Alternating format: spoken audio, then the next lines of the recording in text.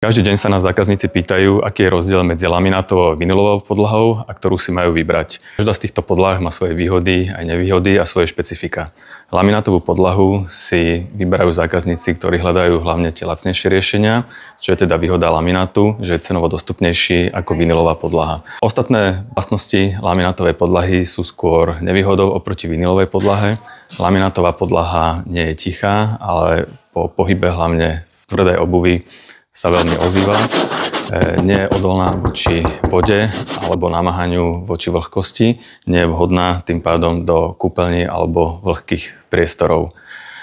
Výhoda ale oproti vinylovej podlahe je, že laminátová podlaha častokrát mechanicky výrazne odolnejšia oproti rôznym vinylovým podlahám. Takisto veľkou výhodou v laminátovej podlahe je to, že zákazníci si to vedia častokrát svojpomocne položiť, nie je na to nutný žiaden špeciálny nástroj alebo nejaká zručnosť.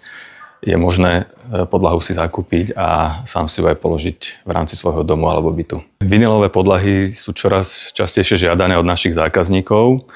Majú niekoľko výhod, ktoré sú teda oproti iným typom podlah, či už aj laminátu alebo drevu. A to najmä vodeodolnosť alebo tichosť týchto podlah. Samotné vinylové podlahy sú ťažšie, trošku horšie sa s nimi manipuluje pri montáži. Takisto sú tam použité iné typy zámkov. Zákazníci častokrát si nevedia túto podlahu sami odborne položiť, preto doporučujeme, aby tieto vinylové podlahy osadzala, montovala odborne zdatná firma alebo montážnik, ktorý s tým má skúsenosti. Napríklad naša firma. Vinylová podlaha je tichá aj pre tvrdú obuv. Čiže priestory, v ktorých sa ľudia pohybujú v topánkach, napríklad v opätkoch, tak nie sú také hlučné ako pri laminátových podlahách. Takisto tieto podlahy sú veľmi vhodné do vlhkých priestorov alebo z priestorov, kde sa manipuluje s vodou, či už sú to kuchyne, toalety alebo samotné kúpeľne. Podlahy sú maximálne vodeodolné, voda im absolútne nič nespraví a je možné ich maximálne zaťažiť od vody. Takisto najnovšie technológie sú s krásnymi predpracovanými povrchmi.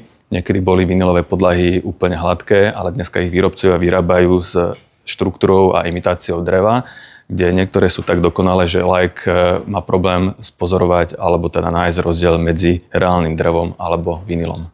Rýchlo laik, ktorý sa nevyzná v tejto špecifikácii, rozpozná rozdiel medzi laminátom a vinylom jednoduchým poklepkaním, kde pri lamináte laminát spôsobuje taký dunivý, dutý zvuk, odozvu, kdežto pri vinyle je to úplne tiché.